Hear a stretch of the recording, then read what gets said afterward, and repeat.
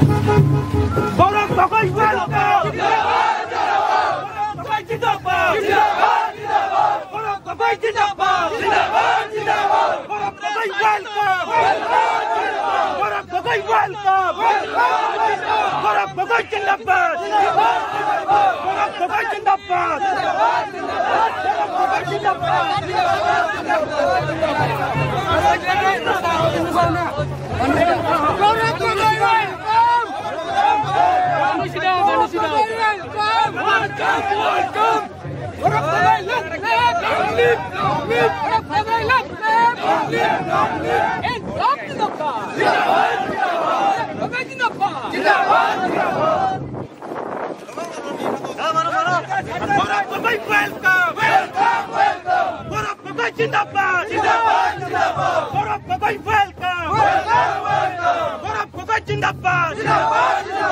Bharat Bhagoi Jindabad!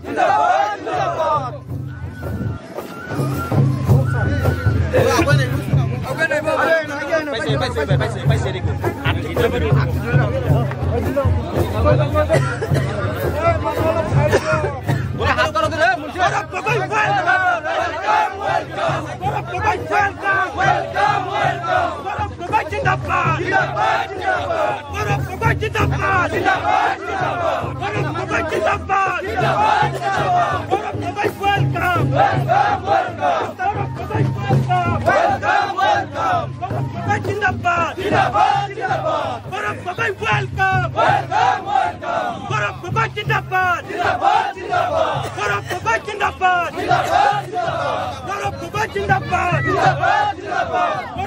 Jindabad!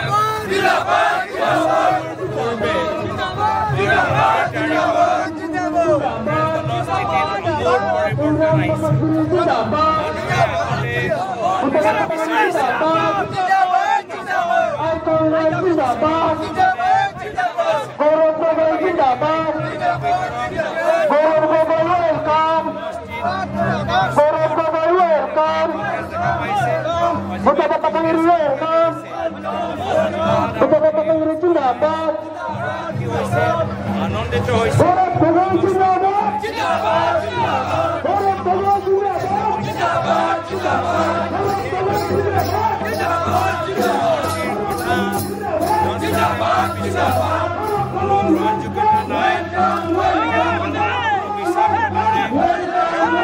আৰু ইয়াত উপস্থিত আছে আমাৰ অন্যান্য আমাৰ অসম প্ৰদেশ কংগ্ৰেছ সমিতিৰ বিষয়ববীয়া, বাক্সা জিলা কংগ্ৰেছ সমিতিৰ বিষয়ববীয়া, ব্লক কংগ্ৰেছ সমিতিৰ বিষয়ববীয়া, মণ্ডল কংগ্ৰেছৰ বিষয়ববীয়া আৰু সকলো বুথ কমিটিৰ বিষয়ববীয়াসকল আজি এই নিৰ্বাচনৰ সংক্ৰান্তত আজি আপোনালোকে আহি যেনেকৈ ইয়াত উপস্থিত হয় মোক উৎসাহিত কৰিলে এই উৎসাহিতৰ আপোনালোকে চিন হিচাপে অহা 22 ছেপ্টেম্বৰত আপোনালোকে মোক এই হাতৰ চিহ্নত বিপুল ভোটত যাতে জয়ী কৰি দিয়ে তাৰে মই প্ৰথমে আপোনালোকক আন্তৰিক কামনা কৰিছোঁ। আমি এইবাৰ বিটিচিত এখন যুঁজ দিব লাগিব। যুঁজ কাৰ ৰোধ তাৰ বিৰুদ্ধে যুঁজ দিব লাগিব। আমি যুঁজ দিব লাগিব আমাৰ যিবিলাক শোষণকাৰী, লুণ্ঠনকাৰী, ভ্ৰষ্টাচাৰী আৰু অত্যাচাৰী শাসকৰ বিৰুদ্ধে। আৰু এই অত্যাচাৰী শাসকৰ বিৰুদ্ধে বিটিচি কোন কোন জড়িত হৈ আছে? আমাৰ এই অত্যাচাৰী শাসকৰ লগত জড়িত হৈ আছে আমাৰ BPF, UPPL, AGP। গতিকে BPF ভোট দিয়া মানে বিজেপি ভোট দিয়া, UPPL ভোট দিয়া মানে বিজেপি দিয়া। গতিকে এই 2 দিনমান আগলৈকে আমাৰ এই ভাৰতবৰ্ষৰ আমাৰ ইয়াতে প্ৰতিষ্ঠাপন কৰা সকলো জাতি জনগোষ্ঠীৰ ওপৰত যেনেকৈ তেওঁলোকে বুলডোজাৰ চলাই যেনেকৈ অত্যাচাৰ কৰিছে, যেনেকৈ মছজিদ ভাঙি তেওঁলোকে অত্যাচাৰ কৰিছে, যেনেকৈ তেওঁলোকে কোৰাণ ভৰিৰে কচকি অত্যাচাৰ কৰিছে, যেনেকৈ তেওঁলোকে লুঙি পিন্ধা মানুহবিলাক গোটেই বাহিৰ কৰি অত্যাচাৰ কৰিছে, তেওঁলোকে তুচ্ছ তাচ্ছিল্য কৰিছে, যেনেকৈ মহিলাবিলাকক তেওঁলোকে সন্তান জন্ম দিয়া বুলি মেচিন বুলি তেওঁলোকে বিভিন্ন তুচ্ছ তাচ্ছিল্য কৰিছে আৰু বিভিন্ন যেনেকৈ ওয়াকফ বিল সংশোধনী আইনৰ জৰিয়তে তেওঁলোকে মুছলমানৰ সম্পত্তিৰ ওপৰত তেওঁলোকে হস্তক্ষেপ কৰিব বিচাৰিছে। ইয়াৰ উপৰিও তেওঁলোকে সাম্প্ৰদায়িক বীজ সিঁচি এই অংশখন খান-বান কৰিব বিচাৰিছে। আমাৰ ইয়াত গুৰুজন উপস্থিত আছে, গতিকে মই বেছি এই কথা নকওঁ। গতিকে এইবাৰ 21 নং খালবাৰী সমষ্টিত আপোনালোকে যাতে মোক বিপুল ভোটত জয়ী কৰাই দি এই আমাৰ বিটিচি সামাজিক সুৰক্ষাৰ স্বাৰ্থত, অৰ্থনৈতিক বিকাশৰ স্বাৰ্থত আৰু ৰাজনৈতিক এই আহৰণশীল স্বাৰ্থত আৰু আপোনালোকে ধৰ্মীয় সুৰক্ষাৰ স্বাৰ্থত সকলোৱে একগোট হৈ মোক যাতে হাতৰ চিহ্নত বিপুল ভোটত আপোনালোকে জয়ী কৰি দি মোক সেইখিনিয়ে মই আপোনালোকৰ ওচৰত কামনা কৰি শুভ বক্তব্য ইয়াতে সামৰিছোঁ। ধন্যবাদ।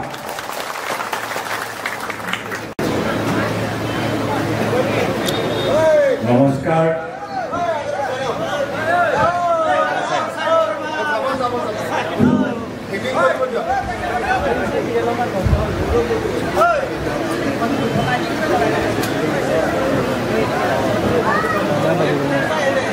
নমস্কাৰ।